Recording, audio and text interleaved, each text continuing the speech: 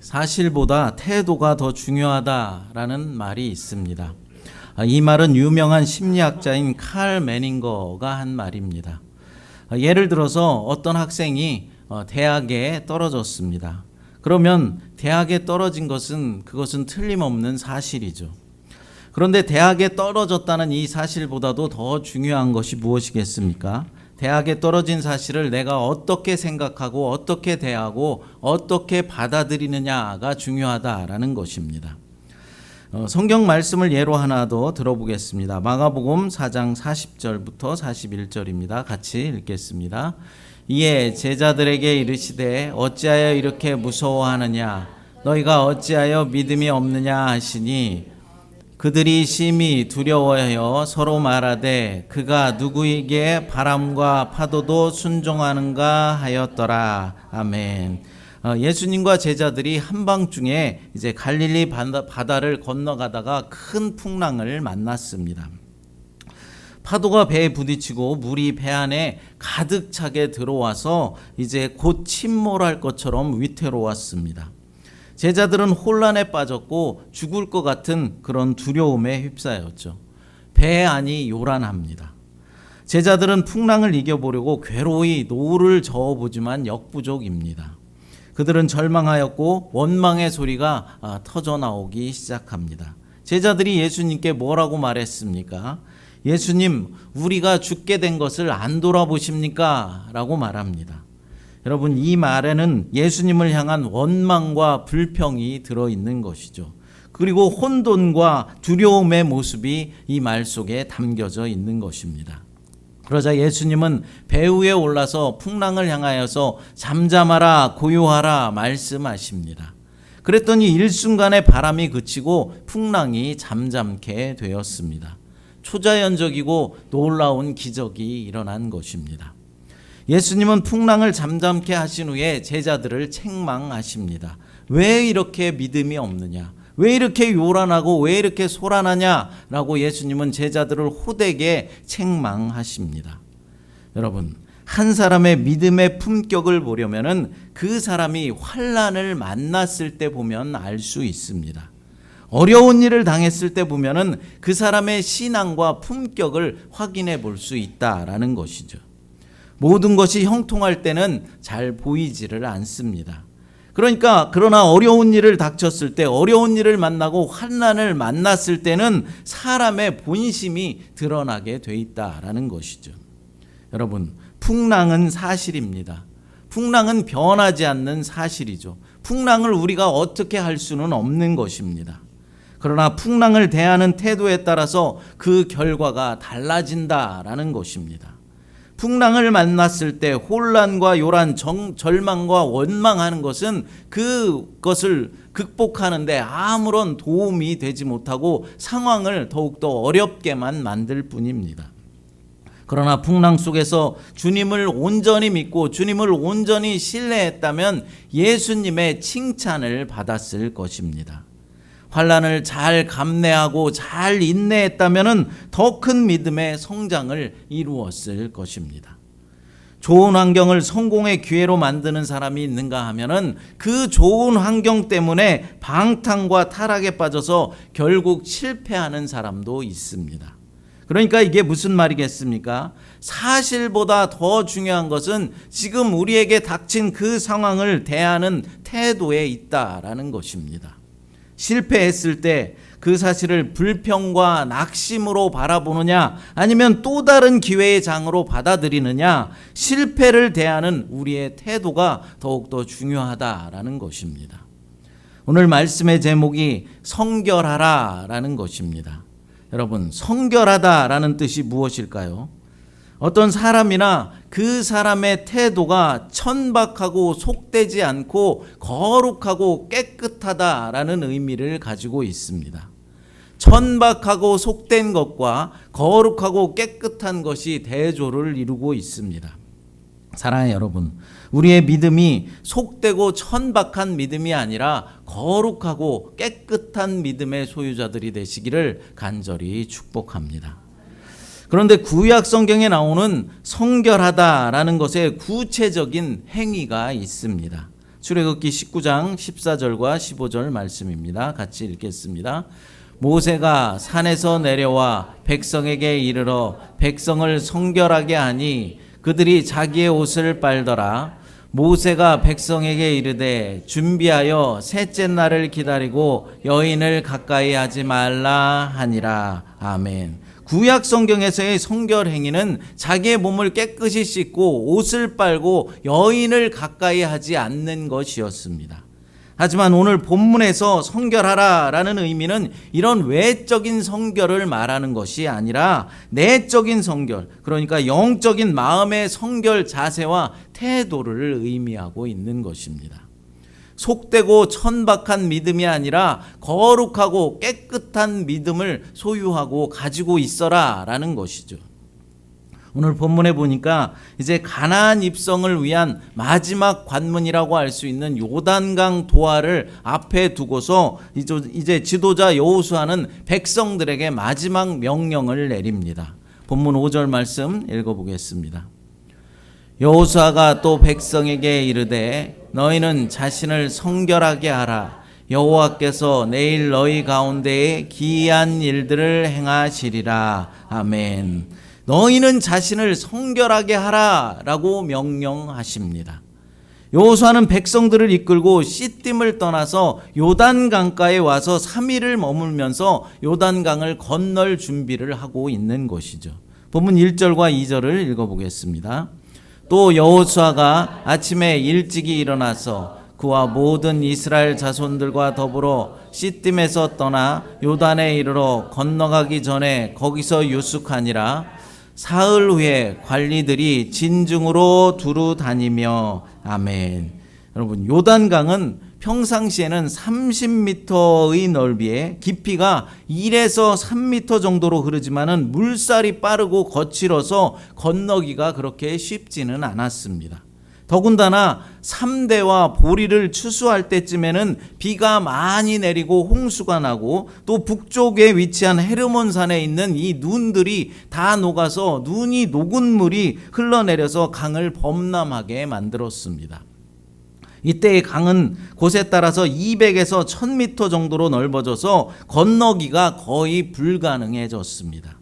홍수철이 되면은 요단강은 홍수의 직접적인 영향을 받았다라는 것입니다. 여호수아와 이스라엘 백성들은 지금 이처럼 범람하는 강을 건너려고 하고 있는 것입니다. 요단강가에서 3일을 머물면서 여호수아와 백성들은 무슨 생각을 하고 있었을까요? 특별히 이렇게 범람하는 홍수철에 범람하는 강을 보면서 그들은 어떤 생각을 품고 있었을까요? 무엇보다도 이 강은 결코 자신들의 힘과 능력으로 건널 수 있는 것이 아님을 새삼 깨달았을 것입니다. 오직 하나님을 의지하고 그분이 길을 열어주셔야만 가능하다라는 사실을 확인하게 되었을 것입니다. 그러므로 요단강 도하를 준비하며 보낸 이 3일은 낭비된 그런 시간들이 아니라 온 이스라엘 백성들에게 하나님을 의지하는 것이 얼마나 중요한가라는 것을 가르쳐주는 좋은 시간이었다는 것이죠. 우리의 앞길을 가로막는 요단강과 같은 범람하는 장애물들이 있으십니까? 지금 그 장애물 앞에서 좌절하고 또 절망의 시간들을 보내고 계십니까?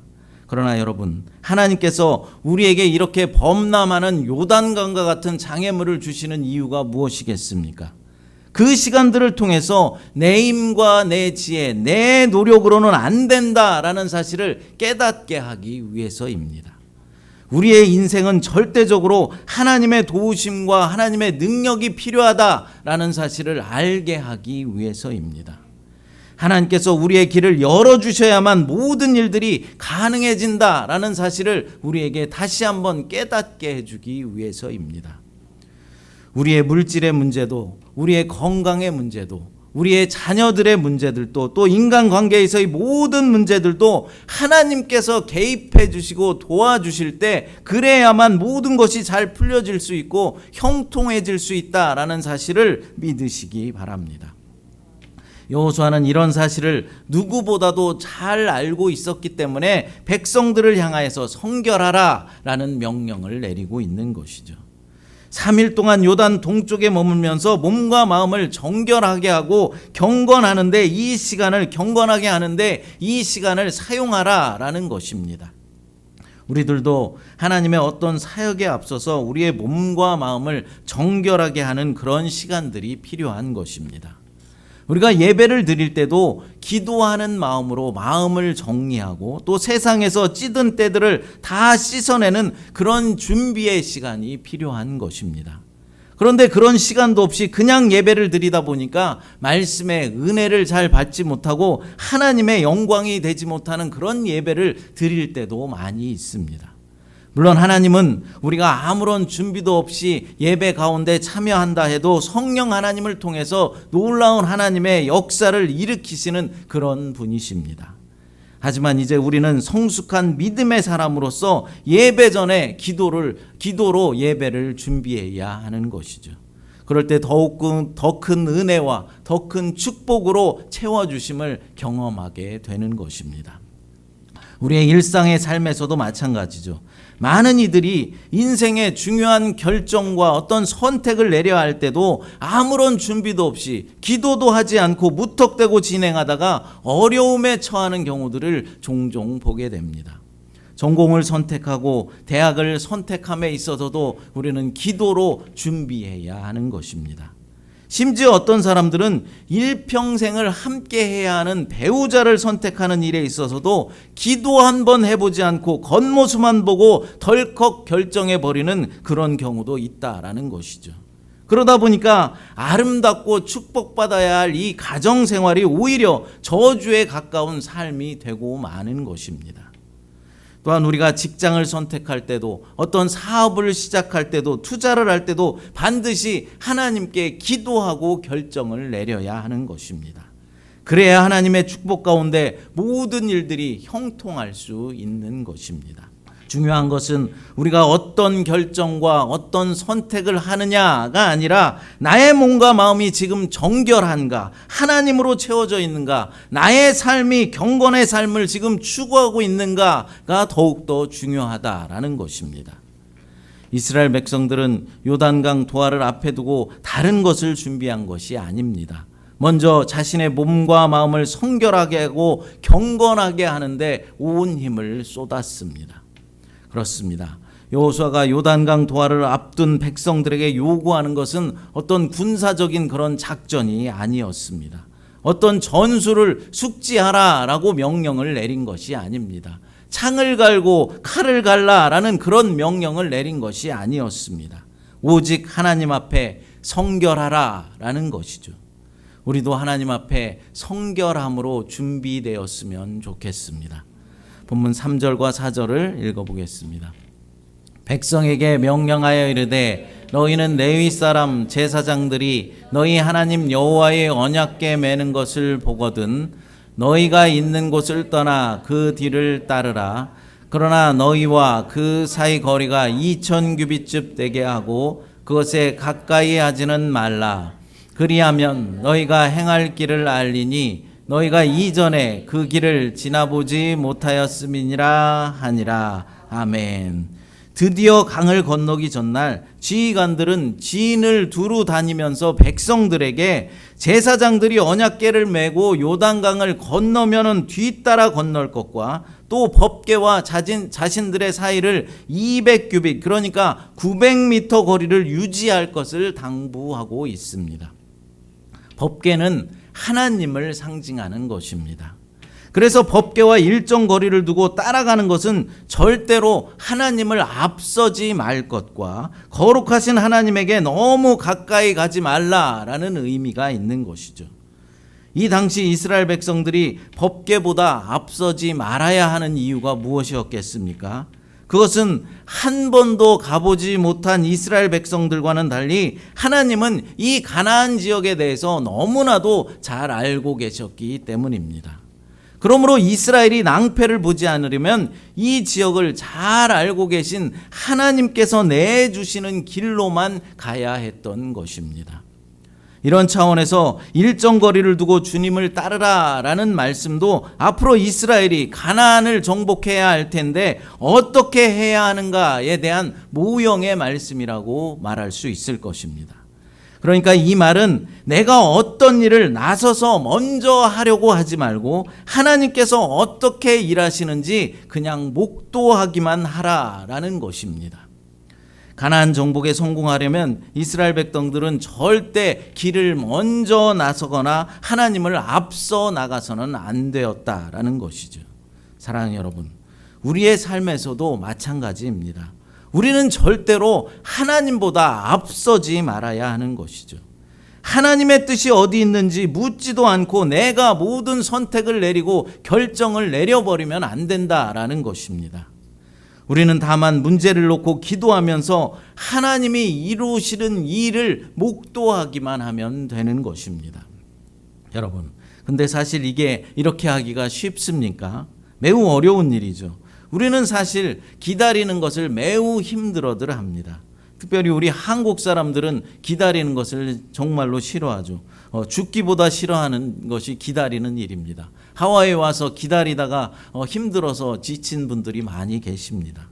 그래서 하나님의 뜻을 묻고 하나님이 일하시는 것을 기다리며 지켜보는 것이 죽기보다도 지루하고 또 느리게 느껴질 때가 너무 많다라는 것입니다.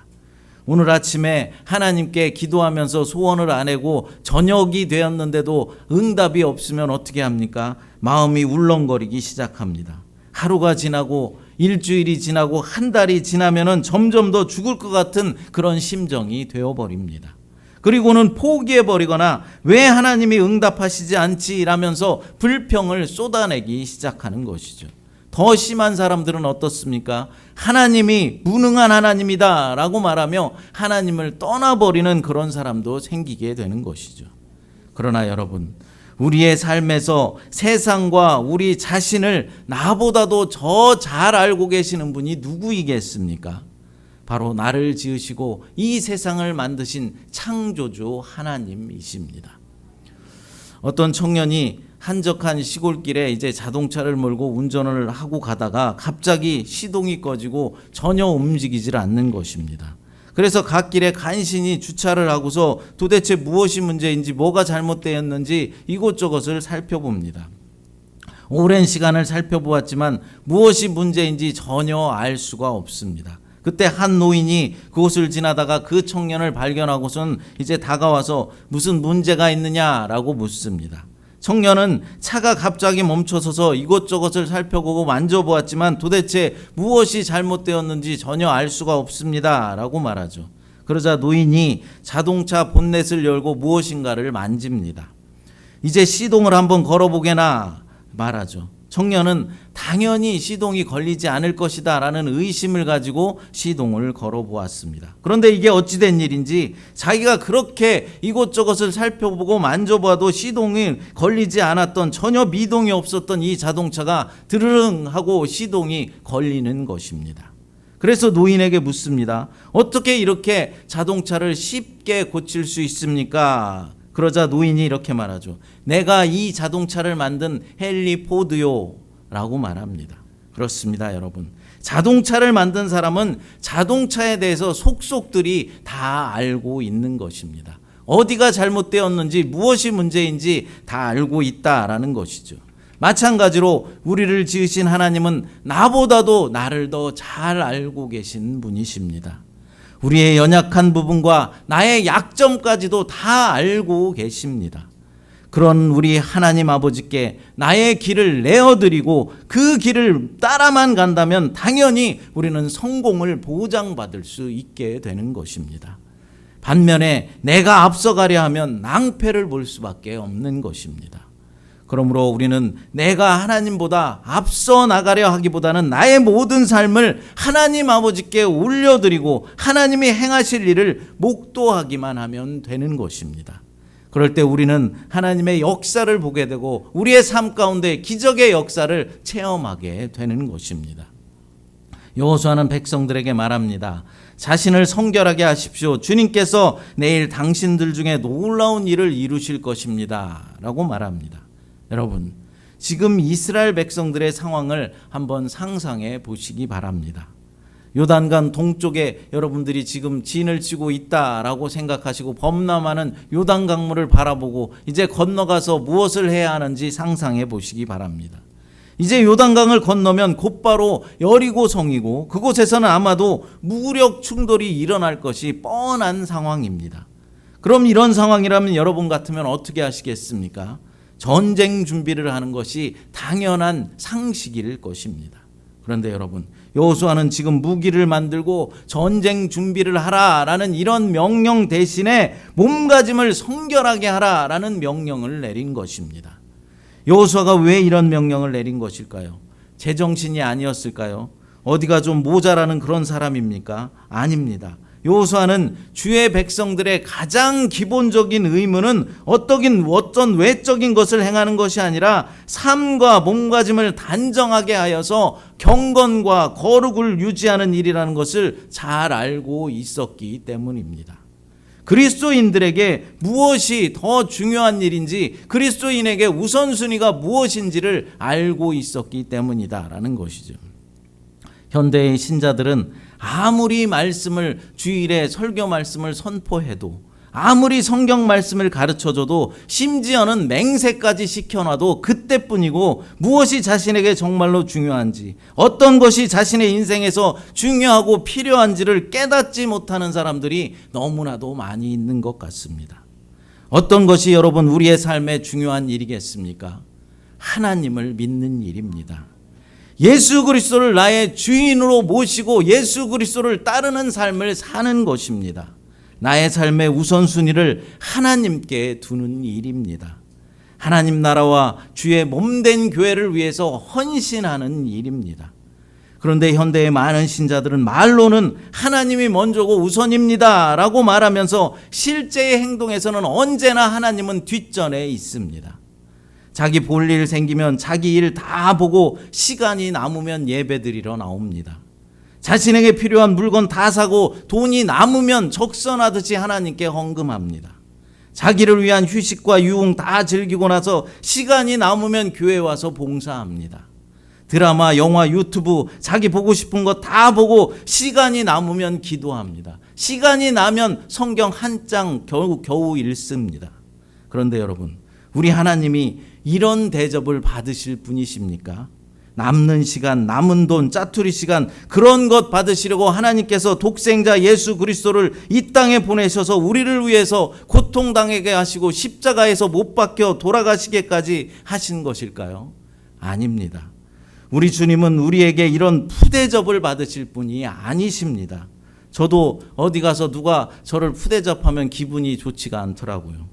하나님도 마찬가지입니다. 성도들에게 남은 시간, 남은 돈, 그런 것 받으실 분이 아니라는 것이죠. 하나님이 무슨 홈리스입니까? 선심을 베풀듯이 그렇게 대접받으실 그런 분이 아니십니다. 하나님께서 무엇하러 우리 인간을 창조하셨습니까? 하나님께서 무엇하러 우리 예수 그리스도를 십자가에 못 박혀 돌아가시기까지 하면서 우리를 구원하여 주신 것일까요? 성경을 읽어보겠습니다. 이사야 43장 7절입니다. 내 이름으로 불려지는 모든 자 곧 내가 내 영광을 위하여 창조한 자를 오게 하라. 그를 내가 지었고 그를 내가 만들었느니라. 43장 21절도 읽어보겠습니다. 이 백성은 내가 나를 위하여 지었나니 나를 찬송하게 하려 함이니라. 아멘. 하나님이 왜 우리를 지으셨다고 합니까? 우리를 통하여서 영광 받으시고 찬송 받으시기 위해서이다 라고 말씀합니다. 이 백성은 내가 나를 위하여 지었나니, 내가 나를 위하여, 그러니까 하나님께서 하나님 자신을 위해서 우리 인간들을 창조하셨다라는 것입니다. 여러분, 우리가 천국에 가도 꼭 해야 하는 것이 있습니다. 여러분, 천국에 가면은 기도하는 일, 헌금하는 일, 봉사하는 일, 이런 일은 안 해도 됩니다, 이제는. 근데 천국에 가도 꼭 해야 하는 일이 있습니다. 하나님을 찬양하는 일이죠. 요한계시록 5장에 가서 보면은 내 생물과 24장로들 그리고 천사들과 모든 피조물들이 어린 양 되신 예수님을 찬양하는 모습을 그리고 있습니다. 하나님 나라에 가서도 모두가 주님을 찬양한다라는 것이죠. 그러니 이 땅에서도 우리는 주님을 찬양하며 주님께 영광 돌리는 삶을 살아내야 하는 것입니다. 그런데 하나님께 찬송 드리고 영광 돌려야 할 우리들이 오히려 세상을 찬양하며 세상 화려한 것들에게 영광을 돌리고 있습니다. 그러면서 겨우 하나님께 하는 일이 무엇입니까? 세상 찬양하다 남은 시간, 세상 유흥 즐기다 남은 돈을 하나님께 드리고 있으니 이 얼마나 통탄할 노릇입니까? 사랑하는 여러분, 우리의 삶에서 어떤 것이 더 중요한지, 무엇에 우선순위를 두며 살아야 하는지 다시 한번 깨닫게 되시기를 간절히 바랍니다. 우리의 삶에 가장 중요하고 우선시 돼야 하는 일은 외적으로 보여지는 그런 세상 일들이 아니라 우리 자신을 거룩하게 하고 깨끗하고 하나님 앞에 경건하고 성결하게 꾸미는 일입니다. 여호수아가 성결하라 라고 백성들에게 명령하는 것은 이스라엘 백성들이 요단강을 건너 가나안 정복을 하는 이 일이 하나님이 베푸시는 일이다 라는 사실을 강조하기 위해서입니다. 이스라엘 백성들이 아무 탈도 없이 하나님께서 베푸시는 이 기적을 목격하고 또 즐기려면 먼저 성결해야 하는 것입니다. 그러므로 이스라엘 백성들은 적군을 두려워하고 있을 것이 아니라 하나님을 두려워해야 하는 것이죠. 하나님 앞에 성결하게 서는 것이 전쟁 승리의 비결이라는 것입니다. 사랑하는 여러분, 여러분들도 이 인생 가운데 승리하기를 원하십니까? 아무도 승리하기를 원하지 않으시네요. 이 인생 가운데 승리하기를 원하십니까? 다시 한번요. 이 인생 가운데 승리하기를 원하십니까? 그렇다면 성결하십시오. 우리의 삶의 우선순위를 하나님과 하나님 나라와 몸된 교회를 위해 두십시오. 그럴 때 하나님께서 저와 여러분들의 삶에 개입하셔서 승리를 가져다 주실 것입니다. 하나님 앞에 성결한 삶을 살아감으로 승리하는 저와 여러분 모두가 되시기를 간절히 축복합니다.